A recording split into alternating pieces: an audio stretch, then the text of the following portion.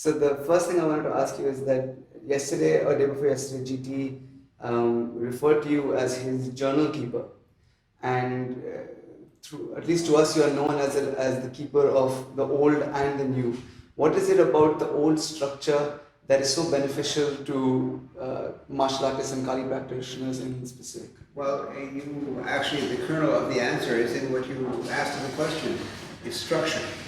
The thing about Tri-V is that it flows and ebbs as the rain or the snow or the wind, which is great, as long as you're wanting to react. But you still have to have structure. You can't just sort of say, well, in my mind anyway, if you're a beginner, you can't just construct something out of nothing. You have to have a structure, and in my mind, the Dosi Methodos is the structure that existed before, and it's one that still is totally useful and beneficial today. How important is combat and fighting to Kali practitioners? Because you have a lot of stuff that people will be like, oh well, this just won't work. But then there are people like you who make it work. Well, things working is based on, what you try to find out from an experience in fighting is the timing, the distancing, the subtle approaches. Because you can say, okay, I know this structure. For example, getting back to the Dosi Methodos, the first structure that you learn is called Dakapi Punyo and evolves into something called Pangising. So Dakapi Punyo is just the butt end with a stick. So somebody's coming at you with either a strike, a thrust, or a number one strike, which is a high right-hand strike, and you're coming in with your umbrella, your payong. And so you're learning to grab onto the wrist so that you can control it, not the blade, of course.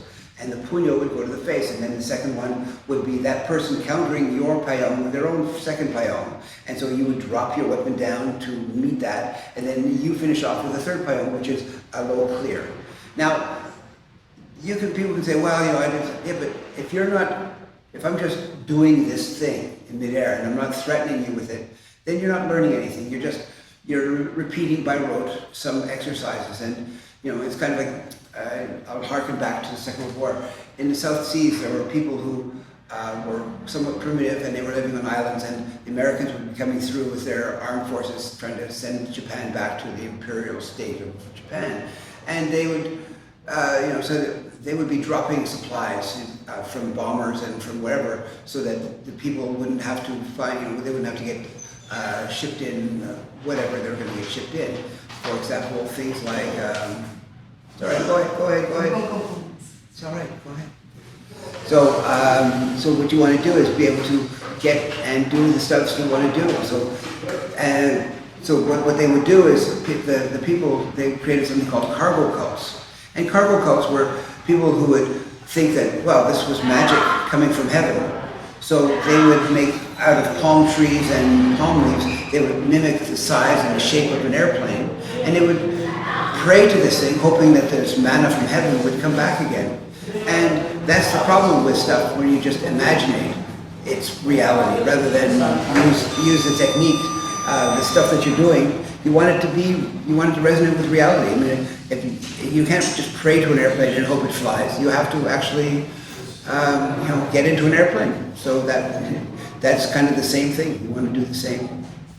Is there in your opinion, is there a concept of sparring too early? Because very often you have people who are like, oh well, I tried that, it didn't work. But a lot of times it didn't work because you just suck. Well, there's that. But the thing is, I don't think there's sparring too early. I don't think exists as a reality. I think that if you try, for example, let's say I'm out of shape, but I go into a 10-round boxing match, just as an example, because that's what everybody knows.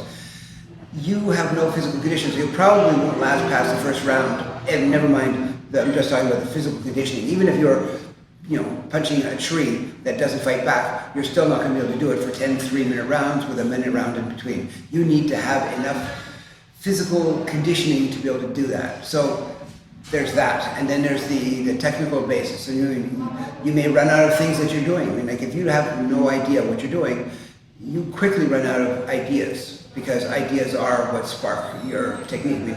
No technique came about in a vacuum. Somebody thought, well, I could do this, and then they try it, and if it's successful, well, then they repeat it, and if it's not successful, well, then they forget about it and put it away, hope they don't get hit again that hard. Earlier we had spoken about in your opinion, what is the most important thing for someone who's training by themselves?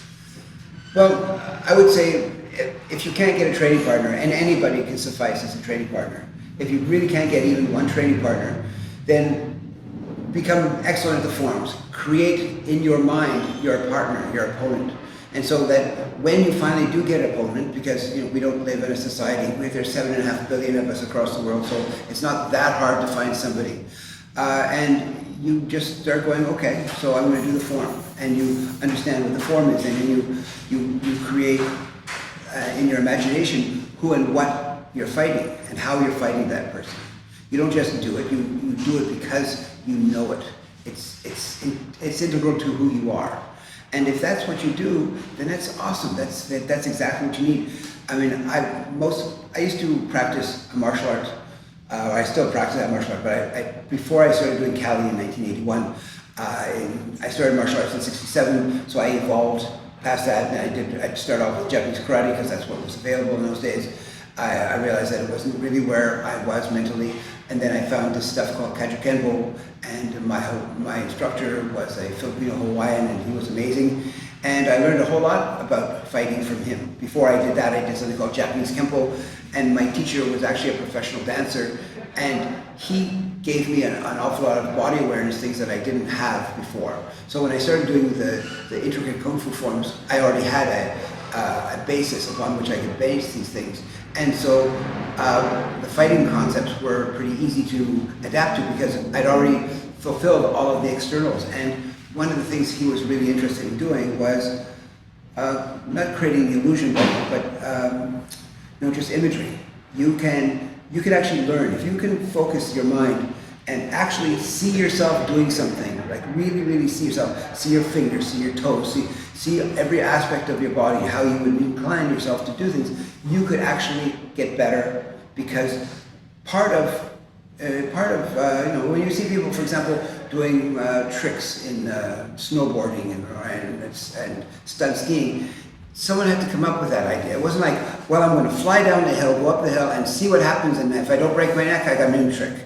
They use gymnastics, they use all sorts of things. There's a system, or there's a method in modern martial arts called tricking, that they literally will do all those things. So they'll do capoeira type kicks, and they'll do multiple kicks, and if you're a taekwondo guy, you'll see that they'll do like 3 or 4 or 5 kicks at the same time, and they've distilled this into a system called tricking. So using your imagination is a phenomenal tool, and so it can be used in Kali just as easily. The modern context of a student-teacher relationship is quite different to things that used to be before. Yes. And a lot of people sort of struggle to find that balance. In your opinion, where does that equation lie between student and teacher, especially for a beginning student? Well, I think what happens is that an awful lot of what we know about stuff is from movies.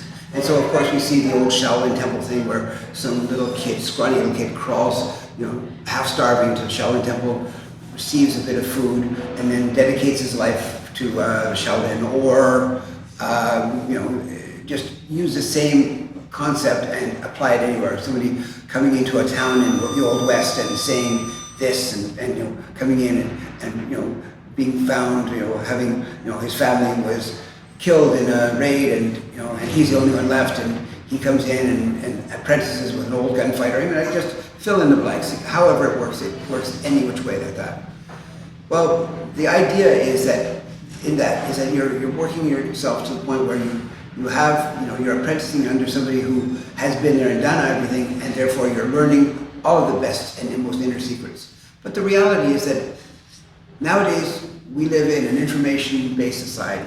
If you don't find what you're looking for on YouTube, you're just not looking hard enough. There are a lot of stuff out there.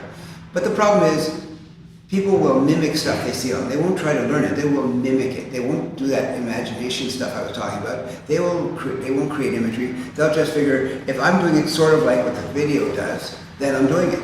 So you'll have people, there's that little child, a Chinese child, who dresses up like Bruce Lee and mimics exactly the different movies that Bruce Lee did. Well, that's nice, but it's mimicry. It's kind of like I am copying his movements, and it doesn't matter how accurate the copy is. It's because he's not fighting, he's not training against somebody who's practicing this stuff. I mean, Bruce Lee took his everyday training and turned it into movies, as opposed to this kid took the movies and just turned it into a mimic performance, which is it's amazing what he did, but it's not really fighting. So you have to have that part as part of what you want. You want this thing to work, and that's distance and timing. For example, if I throw a ball to you, there's all sorts of things that take place in me throwing the ball to you. If I hit the wall behind you, that I haven't thrown the ball to you, I need to throw it to you that is enough drive for it to get there, and you have to have, and if it hits you, if I throw it at all my might at this distance, what was it, 7 or 8 feet, it probably wouldn't be able to be caught by you because I'd have enough force in it. But if I just tossed it to you, it would be fine. And so that's the thing. You have to have not just a knowledge of the movement, but a knowledge of all of the subtle details that go into that movement. And you have to have the timing. And the only way that timing works is by practicing with somebody who's trying to not let you do it to them. The last question is, what would you like to see as the future of Pekiti? Well, Pekiti is a beautiful art. The only problem I see is that it hasn't, the totality of it has not gone far enough. You know, GT is now going to be 82 years old come May 5th. He doesn't want to travel very much anymore. If you don't want to go to Buffalo to see him, tough luck. So there are a lot of people who have trained quite high and tried far to this point, but even though that is true, it's not necessarily it's not necessarily enough. And GT will not teach you structure. He will teach you concept. He will teach you ideology. He will teach you all sorts of things. But his way of teaching it now is through what he calls tri-V. And his tri-V principle and Pekiti Trigo and Kodamama and all of those subsystems, I can trace them back to the original Dos Methodos. But that's me. I'm a curious guy. I've traveled thousands of miles to find this information out. I didn't just learn this. I mean, I was very fortunate that I was apprenticing with Tom Bizio in New York from the early 80s until he retired from Pekiti Tirsia in 1988. And then I also was with Billy McGrath, Tuhon Billy McGrath, first Tuhon promoted by Tuhon Gahe outside of his family. They since went in their separate directions, but until that time, Tuhon McGrath was kind enough to show me as much information as I could handle. But that's what I think is necessary. I mean, from my position as an advocate of the Dos Methodos, I think that system, the idea is that is a launching pad. They're kind of like, to me, the Dos Methodos are like 12 airports. Which one do you want to take off of? So you take off from Juego Toro, and you arrive in you arrive in Cinco Terros. I mean, there's different things that you can do. The idea is to, once you get up there, then you can start using, for example, you don't do a barrel roll while you're taxiing on the ground, because you're not too far and you will smash into the ground and your airplane will break and you will probably die. But once you take it off and you have enough altitude, you can do anything because there is no restriction once you leave the ground.